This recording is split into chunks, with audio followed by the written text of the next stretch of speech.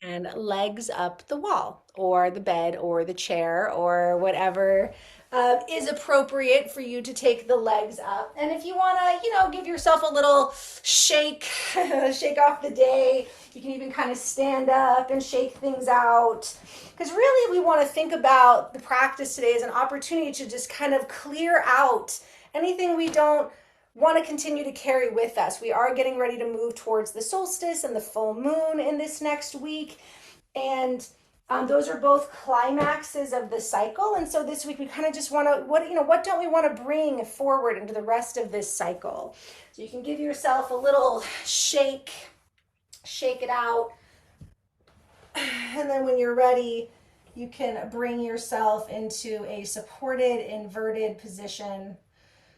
And sometimes it's nice to just have the knees bent, put some pillows and cushions or a chair under the legs. Make sure to support the head. And you can turn your palms up or rest your hands on your belly. And as we've been moving through the deity practice over these last several weeks, these stories kind of build into each other because, again, they all sort of come from the same pantheon and there's a connection. So, probably a few weeks ago, we talked about Durga, the divine sort of mother energy, Durga. And Durga is supposedly kind of has all these different forms. And in some traditions, Durga also takes the form of Sarasvati, Lakshmi, and Kali. Those are sort of three of her manifestations. In other traditions, they're four completely separate goddesses. But again, the idea as far as deity yoga goes is that these are all aspects of the self. These are all archetypes of the self, of the feminine and masculine, which we all have. And there's sort of the feminine counterparts to the masculine counterparts. So a lot of people associate Kali's birth story with the story of Durga. If you remember, Durga came into being because there were these mighty demons who had sort of tricked the gods to give them these powers where they couldn't be killed by a man or god. So the gods worked together and they begged the divine feminine to sort of bring in a goddess that could kill them. And supposedly when she really gets into battle, the demons had this demon who, if you cut off his head and blood came out, like another head sprouted out, right? So like a lot of mythologies have that. So in order to defeat them, Kali came out of Durga's third eye. And essentially, as soon as like the head was cut and the blood came down, she would like lick up the blood, which I know is, a little bit intense, but this is mythology. So essentially, by her doing this, this demon was not able to sprout more heads because the blood didn't like hit the ground for the head to sprout or whatever, however it went. However, because she was sort of lapping up this blood for a while, Kali goes into a bloodthirst. She goes into a blood rage, and she's just destroying demons, and kind of forgets where she is and starts just kind of destroying everything. And this is similar to the story of Sekhmet in the Egyptian pantheon as well. The warrior goddess gets going and then she can't stop. She can't stop the battling. So the mythology goes that in order to bring her back, Shiva, who is one of her consorts, the story goes two ways. The first story is that as her lover, he goes and lays under her. And I guess that distracts her when she sees her lover laying under her and she stops making war and begins to make love. The other version is that he turns himself into a baby. And when she sees this baby, she stops killing and picks up the baby to nurse it and to take care of it. And then she kind of comes back into her manifestation. And so the idea of this is that, at times it is appropriate to activate this really powerful, purifying, destroying force, right? Kali is this force that comes out of the third eye of Durga. She comes straight from intuition and psychic energy. Sometimes we absolutely do need to wield that sword and cut through the illusion and the addiction and the habit. But sometimes when we get started, we don't know when to stop, and we have to remember like what's the most important. And so Kali is the tension between the willingness to really slay the demons, but also to remember why, right? To remember what we love and what we care for, and what we're fighting for. And I think that's always an interesting meditation. And, you know, in a global perspective and a personal perspective, it does get easy when we enter rage, when we enter self-righteousness, when we enter, you know, righteous anger, things like that. It's easy to just get going and want to kind of burn it all down and destroy it all. And then we have to come back to ourselves, right? We come back to our lovers, our children, our pets, our plants, our whatever it is that, you know, like if you were in this battle lust, you know, what would it be that would bring you back to yourself? And so when we work with Kalima, it's both. We're asking for the ability to really cut through, you know, these illusions and these inner demons, and to remember to come back to ourselves. And so as we lay in this inversion, which is a very gentle way of flushing out the body and helping to support our systems, we will have a little bit of a purifying practice today, even though we'll do it very gently. We will have a purification practice as we move towards the full moon, as we move towards the solstice, and we invoke the energy of this deity, of this essence, of this mythology around having the ability to purify, to clear out, to cut through, and also to let that help us to remember what is most important, and to emphasize that as we move towards this full moon. To use the energy of this first quarter moon, the Challenger moon, to cut through and come back to what really matters. And so as you feel into your body, as you feel into your breath, I also want you to feel into your third eye. And let there be a soft focus at your third eye throughout this practice, because again, that is the entry point, the birthplace of Kali. That is also the Chittakash, the space of limitless possibilities, and the sixth chakra, which is our intuitive psychic center. And so just allowing yourself to breathe through the body, but having this emphasis at the third eye. Your attention softly at the third eye as you breathe into your belly, as you breathe into your chest, but just coming back to this focus at the third eye. And all the deities have seed sounds, and Kali's is Kleem, K-L-E-E-M, Kleem. And it has to do with sort of, again, the physical body sort of giving way to the spiritual body. So purifying the physical body so we activate the spiritual body. And so as you focus at your third eye on the exhale, you might imagine dropping that seed of Kleem, K as in king, L as in lion, E-E-M, Kleem, into that third eye. A few times. Letting the back body settle into the earth, letting the front body soften. Nowhere to go, nothing to do, just allowing this space for gentle purification and focus. The seed of Kleem, of Kalima, ancient, powerful, fierce goddess, slayer of demons, awakener.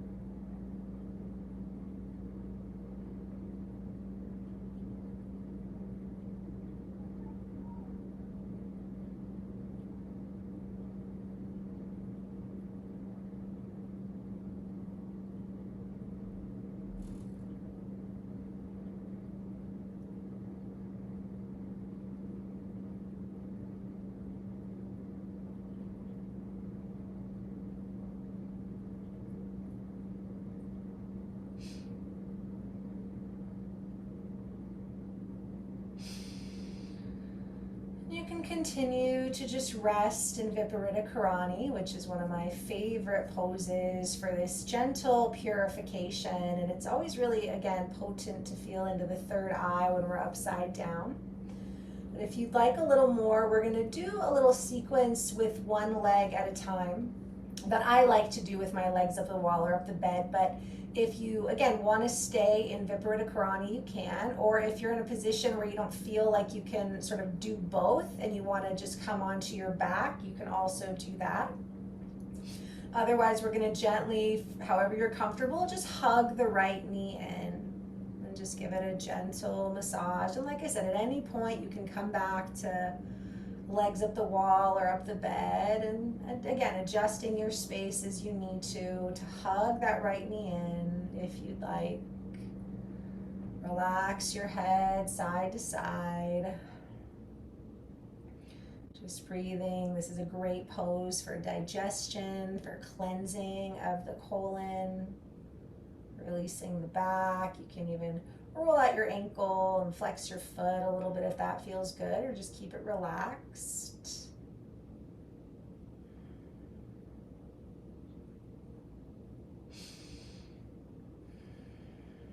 Again, attention continues to stay towards the third eye. Steady breath, maybe working with the seed of Kleem periodically on the exhale as needed, as desired.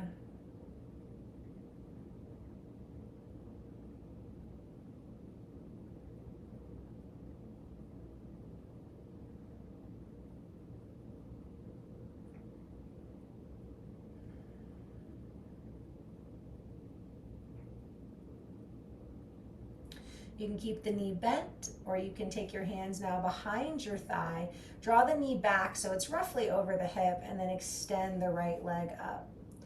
And you can certainly use a strap or any other support here. Just keep your hands low on the back of the thigh. And again, you can play with pointing, flexing. The more you extend the leg, the more you're going to feel an opening in the back of the leg. But again, you can also just keep the knee nice and soft, and you're still going to get the opening through the hamstring. We're also getting that lymphatic flush with the foot over the head. Spine long, face soft.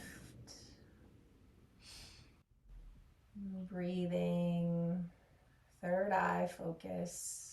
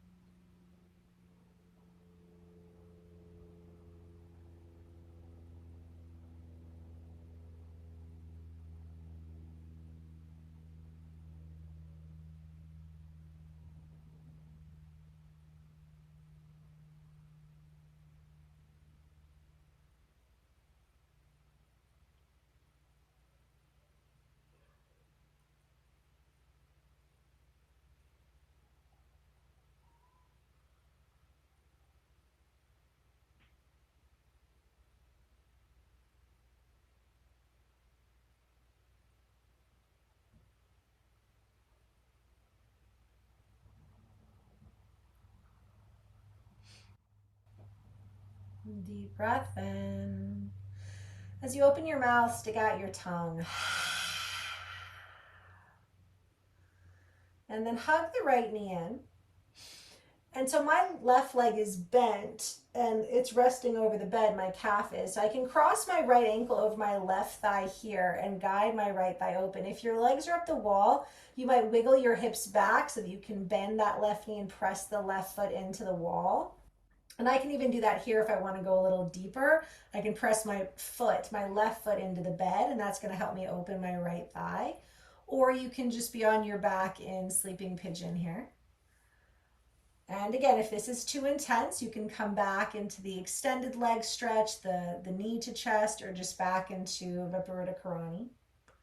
We do want to lengthen the tailbone towards the mat. We would like the back of the head down. And there's a nice engagement on the right foot. That foot is pressing straight out. We're not sickling through the ankle or adding any tension into the knee. And we're breathing and we're third eye focusing. as we open up the hips. So that purification, the digestion we talk about in yoga is not specific only to biological digestion, the digestive tract, which is, the mouth, the esophagus, the stomach, the intestines, the colon. It also has a lot to do with the other organs, the kidneys, the liver, but also just energetically, emotionally. When something happens emotionally, our body needs to process it. A lot of the dis-ease we all deal with is because our body can't process physical, mental, emotional, spiritual accumulation fast enough, and we don't do enough daily practices, a lot of us, to keep up with it. And it's hard to keep up with in this culture. We're constantly bombarded by all kinds of things with every sense. And so when we do this sequence, we're working with the, biological digestion, but also the energetic, right? So that's Kali's sword, cutting off this demon's head and licking up the blood so he can't, they stop growing back, right? Um, Helping to just consistently support the body so that it can purify and not keep accumulating this buildup, this mala, we call it in Sanskrit. A few more breaths. And keep the head soft, eyes soft.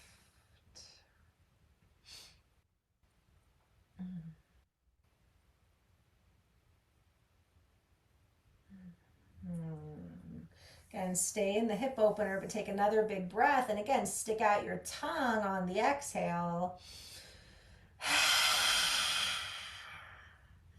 And that's lion's breath, which is also called Kali's breath. And most of the images of Kali, we see her doing that, right? She has her tongue sticking out. She's looking at her third eye. Usually there's a little bit of blood and sharp teeth going on too, but that's, again, the purification. And slowly hug the right knee in. And before we go to the other side, we're going to do a twist here. So I'm actually going to roll my whole body to the right for a moment and release the inversion, release those poses. And if you want here, you can put a pillow between the knees, or you can put something underneath the right leg to get you a little bit more of a lift.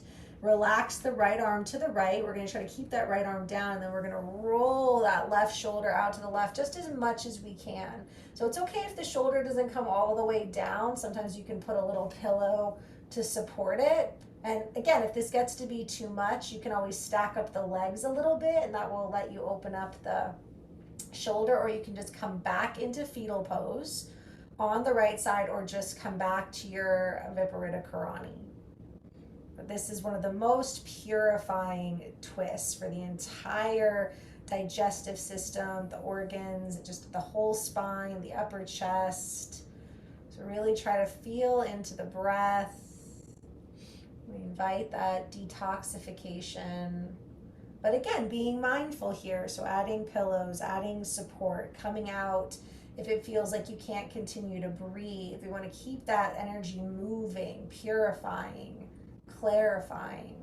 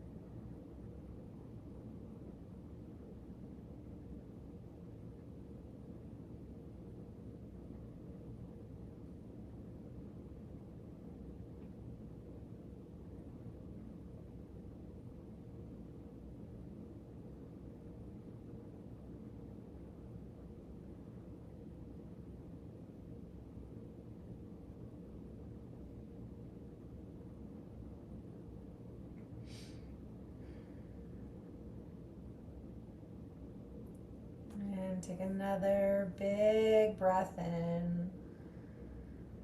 Just allow out a sigh.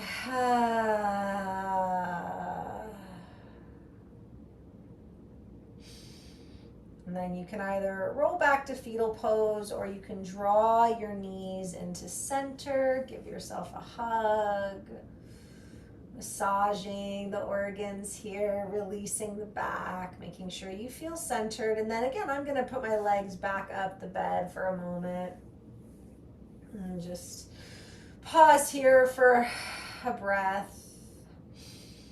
You can keep hugging the knees in or resting in fetal pose. It's just nice to go back upside down and let that flush kind of happen after all that work on the right side. And then again, if you need to change anything before we move into the left side, you can. But we'll start by hugging that left knee in. And just breathing here, gentle rocking or movements of the ankle or just staying still. This is my tighter side, so I tend to be a little bit more still on this side.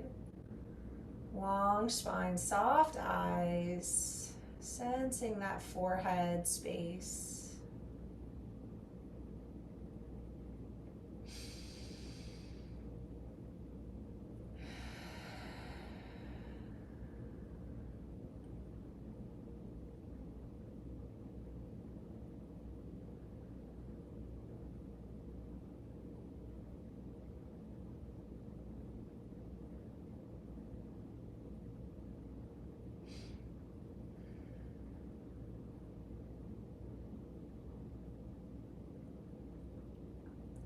You can stay right there, knee to chest, or we'll come into the extension, drawing that knee back so it's a little bit more directly above the hip, and then hands behind the thigh, and extend the leg up. And again, this side might be tighter or more open. Maybe you want to wiggle or stretch or flex, or just allow the leg to be up here. A nice reversal of gravity. Relax the mouth, the eyes, shoulders, tailbone, back of the head.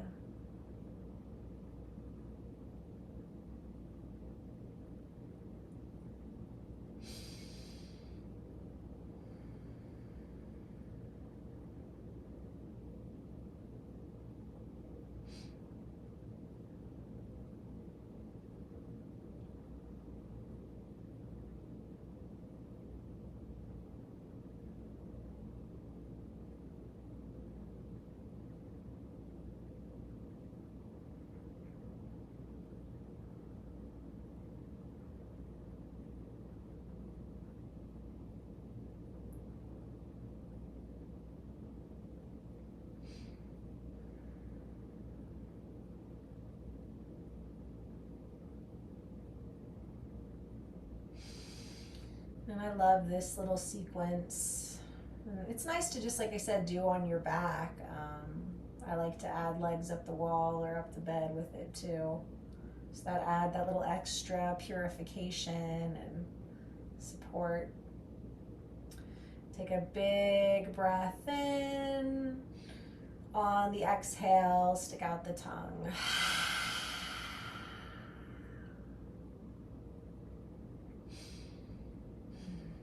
Allow the left knee to bend, flex the foot, and we're crossing over the right thigh. So again, depending on the position of that right leg, you might need to bend it a little bit or adjust your hips. Again, this is my tighter side, so I've got to slide my hips back a little bit so my low back isn't lifting too much. Flex the foot, press the foot forward, straight forward. Breathe into that left hip and glute. Soften the face, the eyes. It's especially potent to focus on the third eye when we're working with the hip energy, the connection between the sacral chakra and the third eye chakra with our intuition, our creativity, that primal feminine energy, which resides in the even chakras 2, 4, and 6.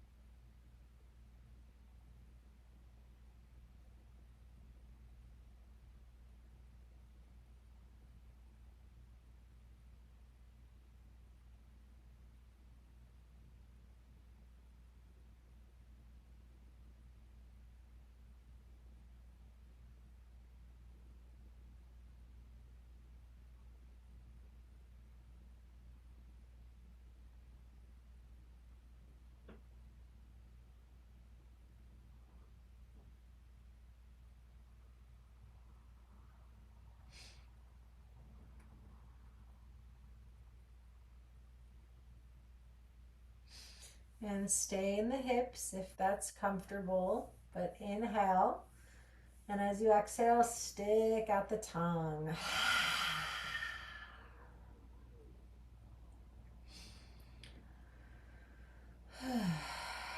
And then gently draw the left knee in. And then you can roll to the left side into fetal pose. Maybe adding any pillows or support here between the knees, under the head. And you can just stay like this, pose of rebirth. Or you can, when you're ready, start to roll that right arm out to the right for that deeper twist. Head might roll the same direction.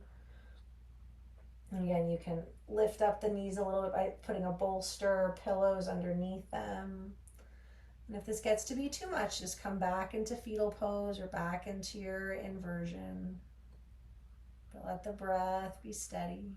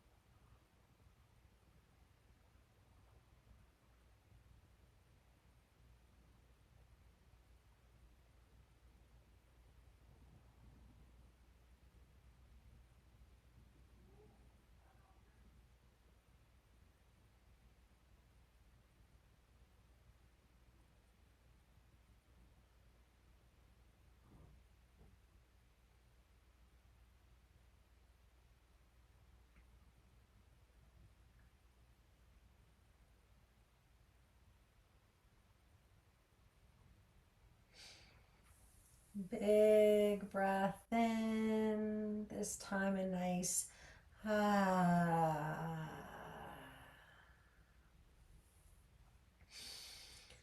When you're ready, you can roll to the left for a moment, pausing.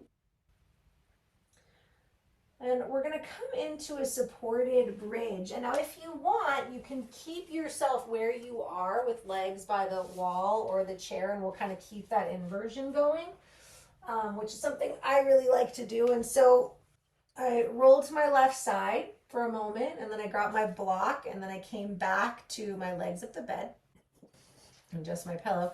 And now I'm going to lift my hips and put that block right underneath my the back of my pelvis, right under my sacrum. And you can do that with Viparita Karani too. You can also use a softer pillow. So if you have a flat pillow or fold a blanket or towel, it's just nice to have something kind of flat to go right underneath the sacrum.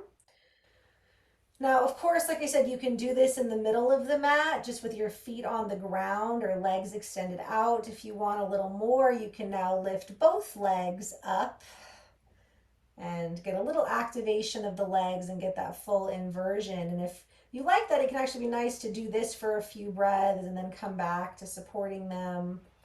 And we'll be here for a few minutes. Again, deep breath, focused on the third eye. Maybe that sound of Kleem, that bija seed. And this can be a very gentle supported bridge, or it can be essentially a supported shoulder stand too if the legs are up. Or you can be more active, get that bigger detoxification. As I've gotten older, I really feel like the inversion is the most purifying thing we can do for our bodies. Especially the complete inversion, which means your feet, your hips, and your heart are over your head. So if you have your feet up and you're on the block or something, like we're in this full inversion. And it's just one of the most purifying things we can do for lymphatic system, immune system, digestive system, our energy level, our hormones. It's just such a powerful movement. And again, something to kind of feeling into the third eye too, as this energy just floods essentially towards the brain, really, is that the idea is that we're shifting that energetic flow from standing or sitting all day to being upside down. So a lot of times too, if I'm feeling really low energy, I'll do a sequence like this, basically, where I just kind of stay upside down, but then also do, some gentle twisting and some movements for the organ body as well. And just again inviting that purification, but we don't want to do too much, right? And that's the thing with Kali is we can do too much, right? We can do too much purification. And we have to remember like why we're trying to do that in the first place, right? So we can be clear, we can be compassionate, we can be loving, we can be present. And I love that idea of like Kali out there in the battlefield, just bloodthirsty, and then she looks down, right, and either sees her like beloved or her baby, right, and is like, oh, right. Wakes us up. And so even though she's connected to like purifying, slaying the demons, she also has her like wake up call too. And so we go upside down. It just really helps like clear our heads, get us back to focus.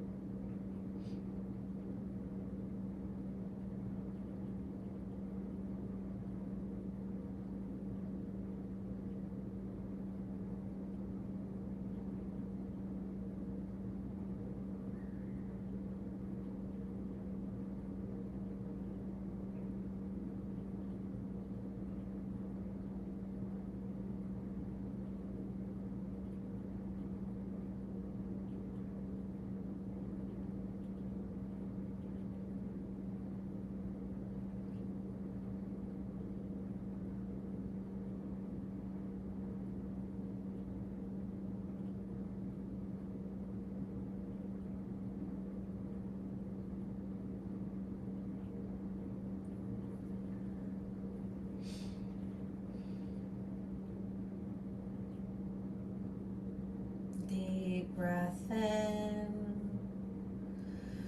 Stick out the tongue. You can comfortably remove the block. Hug the knees in, rock a little bit.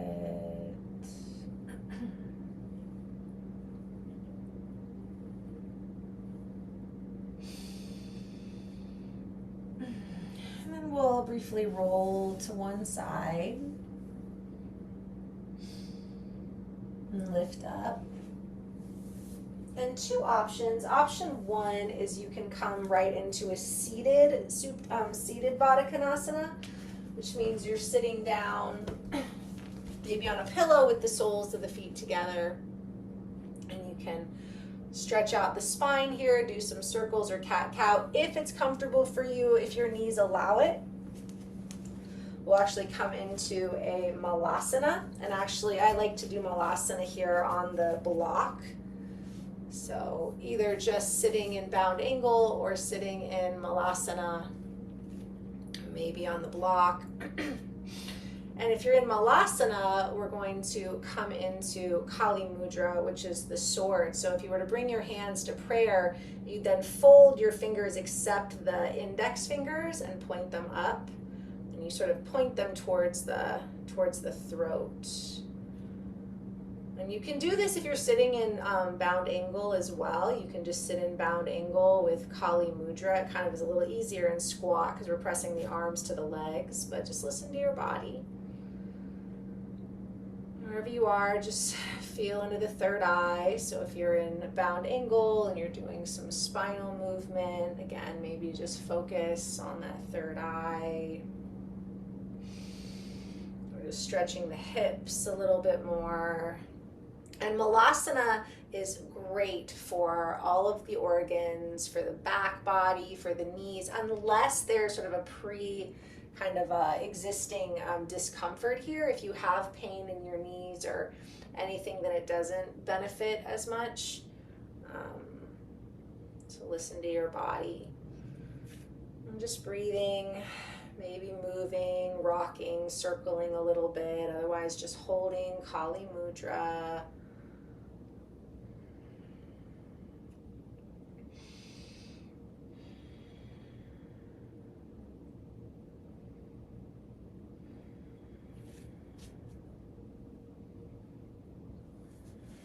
Making sure if you're using a block that it just feels like a comfortable level for the joints.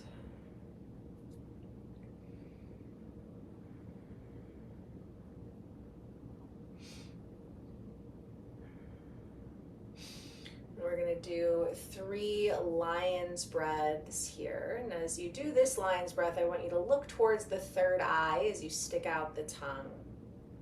Big breath in.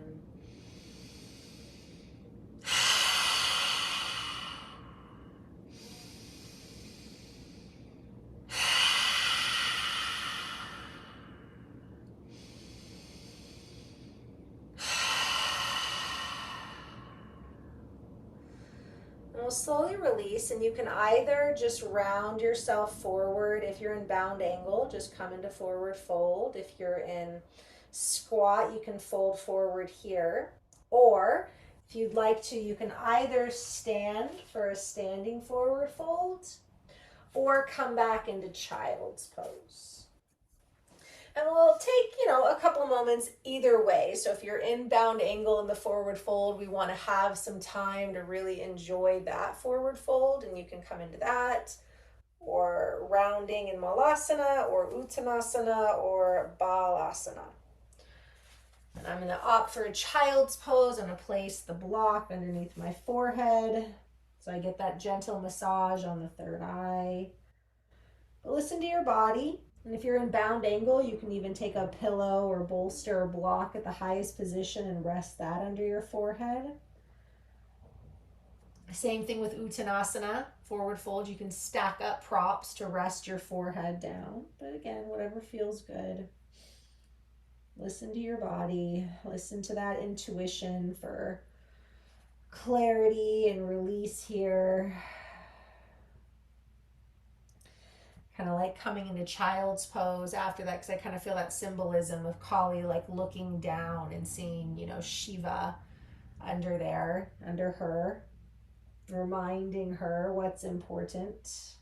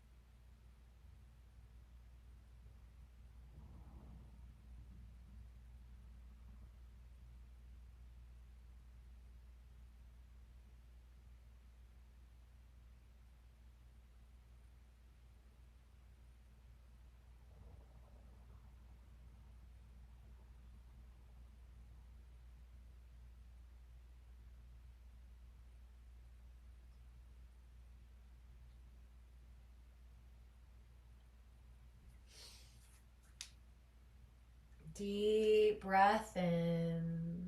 Exhale a sigh.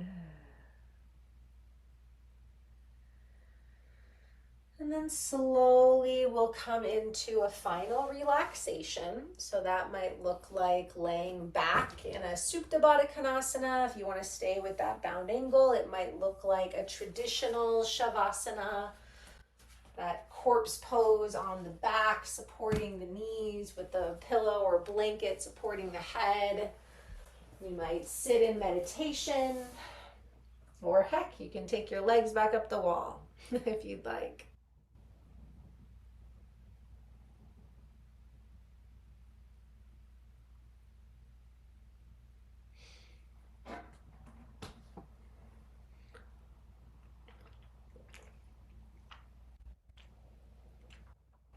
As you settle, feeling your body resting on the earth. And feel into the healing qualities of earth.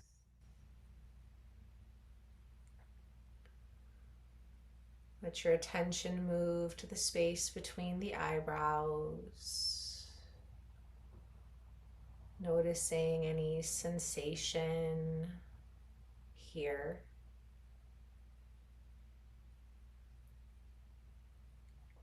And feel into that seed sound.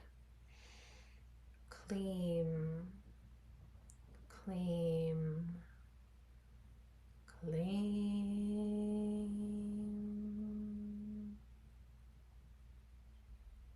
Bija, seed.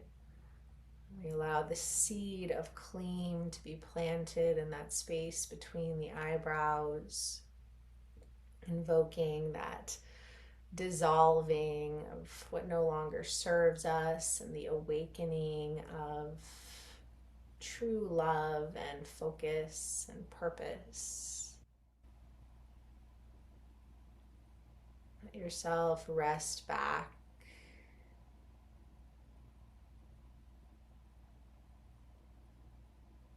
Feel your face soften, your skull, your neck and your throat, mouth and ears and eyes. From the crown down to the third eye, whole face and head and throat, dissolving. Feeling the back of the neck and the front of the throat, down into your chest and shoulders, down the right arm and hand and fingers, left arm and hand and fingers. Feeling both hands, both arms, your chest and upper back, the lungs and the heart. Follow the ribs, down the spine, mid-back, low back, tailbone. And just letting the spine flow, the energy of the spine traveling from tailbone to the back of the skull, back releasing, back of the arms, back of the glutes and the thighs and the calves. Feeling your right foot and toes, and left foot and toes. Feeling both feet and your lower legs and knees and thighs. Both legs dissolving. Pelvis, hips, low belly and the organs that live here. and solar plexus and the organs that live here. Whole belly relaxing, the chest and the throat and the face, the whole body releasing, crown of the head dissolving, third eye dissolving, throat dissolving, heart dissolving, solar plexus dissolving, sacrum, low belly dissolving, tailbone dissolving, the energetic portals purifying, releasing from the head to the fingers and the toes,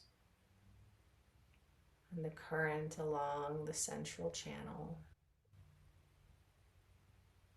The vibration of Kleem dissolving, purifying, releasing into the earth anything that no longer serves you.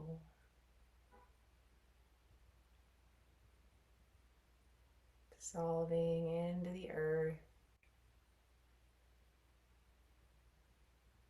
as you feel the body dissolving into the earth, outdated patterns, habits, thoughts, beliefs. You sense the pulsing in the space between the eyebrows.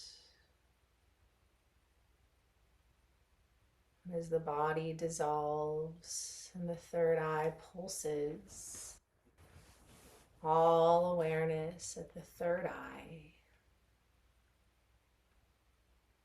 And at that moment when you need it most, that moment when you are lost, what brings you back? What form would Shiva take beneath your feet? What face? What being? What symbol reminds you of your capacity to love, your capacity to survive, to awaken? Feel into the third eye and that image of truth. Kali brings us to our truth. We slay the fears, the demons, the illusions, and we find our truth. Kleem, Kleem, Kleem.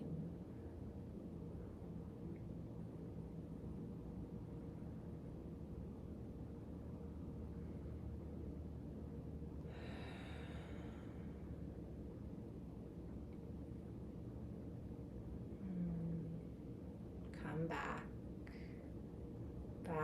to the back body on the earth, the front body soft. Come back to the breath, back to your hands and your feet, your arms and your legs and your torso and your neck and your face and your head. Come back to your wholeness, your purified wholeness. Begin to let the breath grow deeper, longer. Movements might return. You might feel ready to draw the knees in or roll to one side.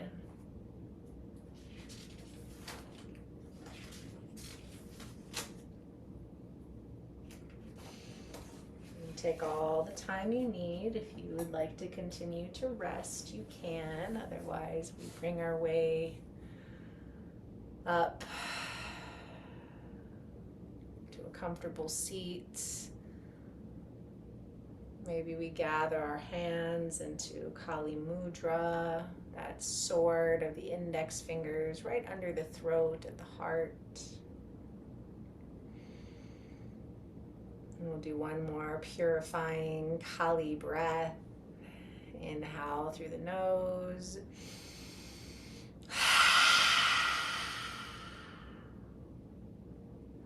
And we'll tone the seed of Kleem one time to seal this special practice. You can listen or hum or inhale.